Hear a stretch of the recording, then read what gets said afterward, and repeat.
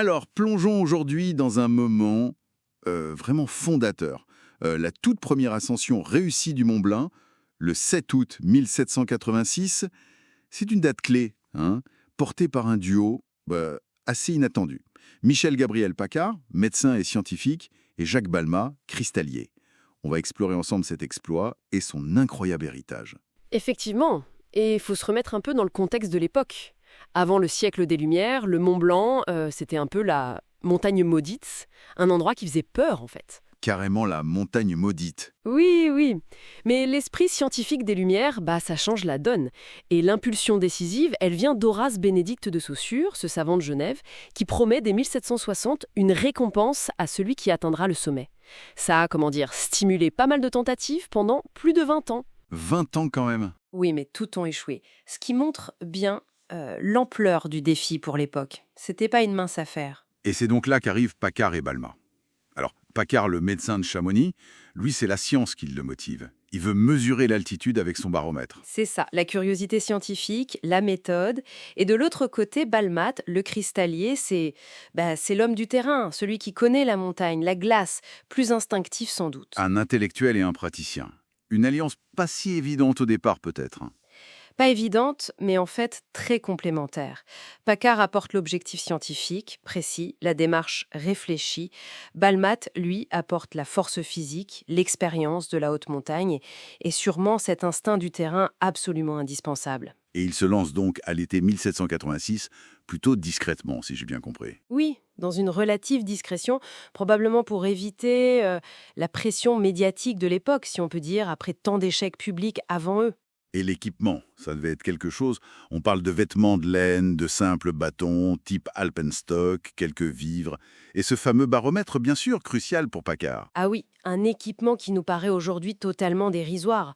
Faut imaginer. Quand on pense à leur progression, sans crampons, sans piolets techniques, sans cordes comme on les connaît, qu'est-ce que ça représentait concrètement comme difficulté, ce manque de matériel ? Une épreuve vraiment extrême. Le bivouac la veille, le 6 août au soir, c'est sans tente dans un froid glacial. Le 7 août, départ à l'aube. Et là, c'est une lutte constante. La fatigue, le froid intense, la réverbération de la neige et surtout les crevasses cachées, le danger permanent. Ah oui, les crevasses. La progression est lente, forcément épuisante. Paccard, on sait qu'il était moins endurant, il a souffert du mal des montagnes, mais il était absolument déterminé à accomplir sa mission scientifique. Balmat, plus robuste, devait trouver l'itinéraire, faire la trace dans cet univers hostile, quoi. Ils arrivent au sommet vers 18h, après une journée absolument harassante. 18 heures. Et ce moment au sommet, on imagine quelque chose de triomphal, mais apparemment, ça a été très bref.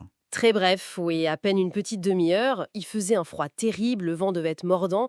Paccard, lui, se dépêche d'installer son baromètre, de faire ses mesures. C'est vraiment le but scientifique qui prime sur tout le reste. Pas de grande célébration, donc. Non, pas de grandes effusions. Plutôt la conscience d'avoir réussi l'impensable, l'exploit. Et il faut penser que la descente, qui s'est faite en partie de nuit, était presque aussi périlleuse que la montée. Ils ne sont de retour à Chamonix que le lendemain, le 8 août, épuisés mais victorieux.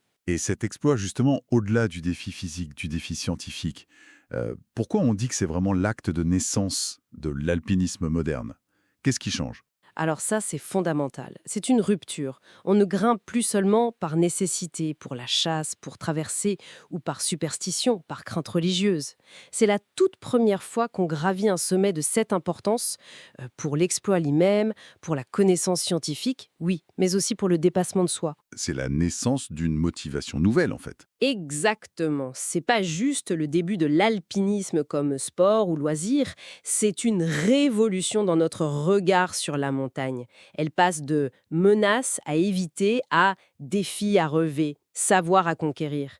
C'est vraiment la naissance d'une pratique volontaire qui repose sur l'endurance, la stratégie, le risque calculé. Et Saussure, celui qui avait lancé l'idée avec sa récompense, il a dû être ravi. Ah oui, comblé. Il réussit lui-même l'ascension dès l'année suivante, en 1787, mais avec une expédition beaucoup plus importante, mieux équipée.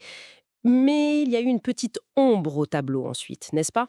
Une controverse sur qui était le vrai héros de l'histoire. Ah oui, cette histoire. Oui, Balmat a par la suite beaucoup tiré la couverture à lui, en se présentant comme le seul véritable artisan de la victoire. Il a fallu du temps, en fait, pour réévaluer et reconnaître pleinement le rôle moteur de Paccard. Et surtout sa motivation scientifique initiale, qui était quand même le déclencheur de cette tentative précise, celle qui a réussi. Et l'héritage direct de cette première, quel a-t-il été concrètement? Immense. Très vite, Chamonix devient la capitale mondiale de l'alpinisme.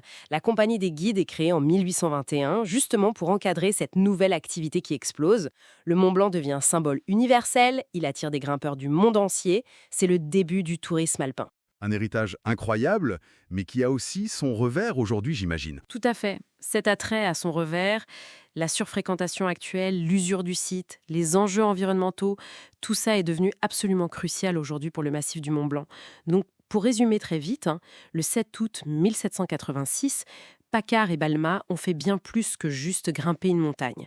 Ils ont ouvert une nouvelle ère, changé notre rapport à la nature sauvage, au sommet, et ils ont initié l'alpinisme moderne par ce mélange de science, de courage et de détermination. Et ça nous laisse peut-être avec une réflexion pour aujourd'hui, cet esprit originel, vous savez, ce mélange de curiosité scientifique, de sobriété dans les moyens utilisés et puis de respect face à l'immensité de la nature.